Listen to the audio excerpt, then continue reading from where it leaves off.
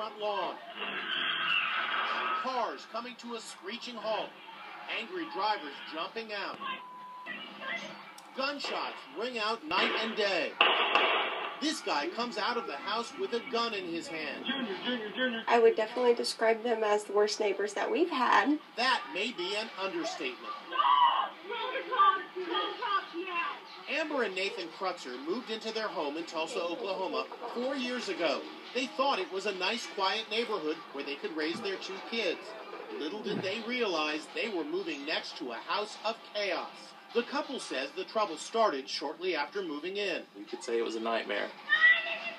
Even the dogs living in the house were awful. Look at this terrifying scene as 3 dogs chase down a little boy just taking a stroll through the neighborhood.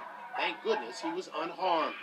Things got so bad, Nathan mounted a surveillance camera outside his house. He couldn't believe everything the videos recorded. This video here, you can see this guy come out pointing a gun at this guy. Police were called to the house next door numerous times, about once a week. But the Krutzers say cops told them nothing could be done. When we called the cops, I even tried putting in an anonymous tip for a drug house, and they would always say there wasn't enough evidence. We were called out there a lot of times. Ultimately, our hands are tied with a lot of situations. We tried asking the neighbors their side of the story, but they didn't want to talk, except to say, quote, "We're not the worst neighbors."